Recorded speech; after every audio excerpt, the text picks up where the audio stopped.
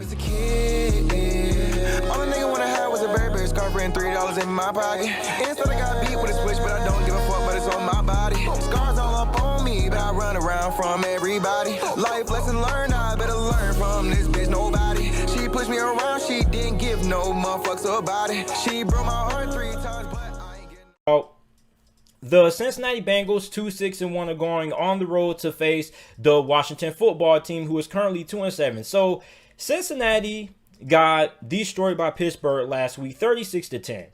And there were a lot of people out there thinking that the Cincinnati Bengals were going to be able to pull off the upset. And I said, listen, just because Pittsburgh struggled against Dallas doesn't mean they're going to struggle against Cincinnati. A lot of you guys have to understand that the NFL is a week-to-week game. You can't particularly judge a team based on the performance that they had the week prior, because the NFL is always changing. You're never going to get the same game twice, and teams aren't going to perform the same way they did last week that they're going to perform this week. So when you look at Cincinnati in that game, here's the biggest stat that you need to take notice of. Go in the box score, go to team stats, and go down to the third down department. You will see that Cincinnati was 0-13 on third down. Now, any team that goes 0-13 on third down, most likely 99.9% of the time is not going to win. Okay? And for the Cincinnati Bengals, they couldn't run the football, and Joe Burrow threw the football 40 times. And I said that if Cincinnati is going to win this game, they're going to have to be balanced. And they're not going to win the game against Pittsburgh by throwing the football 40 times for Joe Burrow, because that simply isn't going to work. So Cincinnati lost to Pittsburgh. Washington let me down last week because they lost to Detroit Lions 30-27. And I chose Washington to win that game. All right. And they let me down. They lost that game despite winning the time of possession battle. They held the ball for 35 minutes and 43 seconds compared to the Detroit Lions only having the ball for 24 minutes and 17 seconds. But mainly most of their time possession, or the majority of the time they held the ball during this game, was in the fourth quarter, which they scored 17 points. And they almost came back and won this game against Detroit. Detroit almost blew another lead, but Detroit was able to hang on.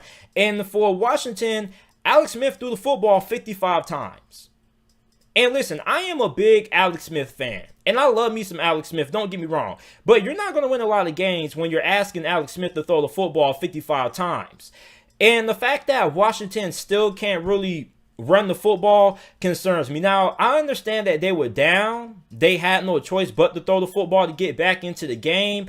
But when you're going against the Cincinnati Bengals, a team that isn't great when it comes to stopping the run, I think you have to take advantage of that. I think that if you are Washington and you're the offensive coordinator, or you're on this offensive staff Washington, you feel pretty good about your chances and your ability to be able to have some kind of success running the football against the Cincinnati defense, which doesn't really have a good group of linebackers, and their defensive line isn't really all that great like I expected it to be coming into the season. Now, Terry McLaurin for Washington could be in for a big game. Now, he had a really nice performance against Detroit despite fumbling the football early on, which was a costly turnover. But I think he could be in for a career day against the Cincinnati Bengals secondary that, aside from Jesse Bates and Sean Williams, isn't great. So, for Washington, I think this is a matchup that, once again, offensively, should be another good performance on the offensive side of football. Now, defensively, this Washington football team secondary got absolutely torched and lit on fire by Matthew Stafford last week. Matthew Stafford was 24-33 for 276 passing yards and 3 touchdowns and only got sacked once. That was a really disappointing performance that I saw out of Washington's defense last week.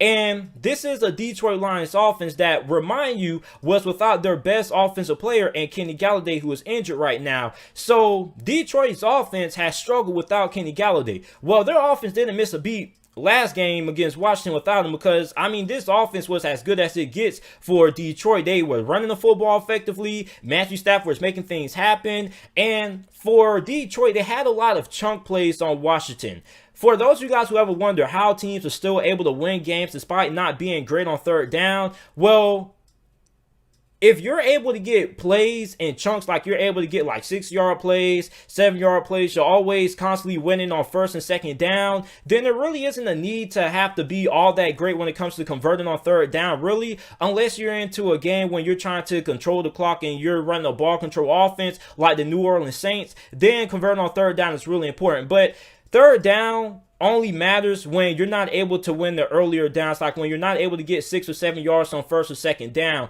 So you look at Washington, their defense got toasted. All right. And for the Bengals, you're looking at a defense that right now is terrible against the run, just like you are. Okay, the Bengals and Washington have two of the worst linebacker units in the NFL. So which team is going to be able to come on in this game and get that running game going? Now, for Cincinnati, we do not know the status of Joe Mixon. He is currently listed as questionable. He has missed the last couple of games for Cincinnati due to injury. So we still don't know if he's going to be able to go in this game or not. So I'm taking that Giovanni Bernard is going to once again get the start if Joe Mixon is ruled out for this matchup. And even if Joe Mixon doesn't play, like, you still like Cincinnati's chances to be able to run the football. Now, one of their offensive linemen, I believe, is Jonah Williams. The Cincinnati Bengals coaching staff has a lot of confidence that he should be ready to go this week. So that's going to be a good thing. That's to also help out the run game as well, because you're facing a really good Washington football team defensive line. They have one of the best defensive lines in the NFL. Now, for Washington, you also can make the argument and say that you should be able to have some success running the football, especially with Antonio Gibson. Antonio Gibson has been the second best player on this Washington football team offense so far this season, aside from Terry McLaurin. So Antonio Gibson could be a really big focal point in this game for Washington in terms of what he's able to do, not only running the football, but also his ability to catch the ball out of the backfield as well. And the Bengals, I think they need to have more success running the football this game than Washington. If you were to ask me, JT, which team in this game do you think has to be able to run the football better than the opposing team to have the best chance of winning? I think that would go to Cincinnati. I think if Cincinnati wants to win this game, they're going to have to be able to have a better game running the football than Washington, simply for the fact that I don't think they're going to win this game if you're going to ask Joe Burrow to drop back 40 times on this Washington football team defense, because like I mentioned, they have one of the best defensive lines in the NFL. They are 5th in the NFL in sacks per game. And the Bengals, they gave up 4 sacks last week against the Pittsburgh Steelers. Now, I know Washington's defensive line isn't as talented as Pittsburgh's, but they're just as good. So if you are Cincinnati and you're head coach Zach Taylor, you got to get that run game going. It is really imperative that Cincinnati finds a way to run the football, because not only is it going to help out Joe Burrow, because he's not going to have to drop back 40 times with a lackluster offensive line against a really stout defensive line with Washington, but it's also going to keep the defense balanced as well. And you don't want to have a defense that Washington that loves to rush the passer, that knows that your team can't run the football and that all they have to do is just get after the quarterback, because then they can just pin their ears back and just go full steam ahead at trying to get pressure on Joe Burrow. So the Bengals are 0-1 on the road. They are searching for their first victory on the road this year. Meanwhile, Washington is 2-3 at home. So the team I'm going to take to win this game, I am going to take Washington to get the victory here. The reason why I got to take Washington to get this victory here is because Cincinnati is not great on third down. And Cincinnati is a team that doesn't really have a lot of those big chunk plays. Like, they have them here and there, but I don't trust their offensive line. I don't care who they have coming back. Their offensive line still isn't great.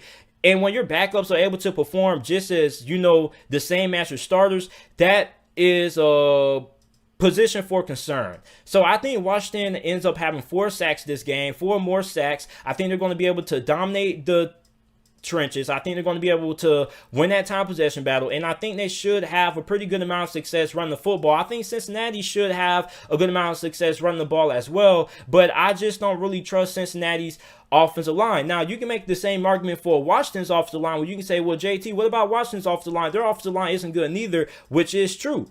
But Cincinnati isn't as good at getting pressure on the quarterback like Washington is. So I'm taking Washington to get the victory. I think Washington wins this game. 28-27 is my final score prediction in this game. Washington is favored to win this game by 1.5 points. This game can go either way, really, but I'm going to have to side with Washington.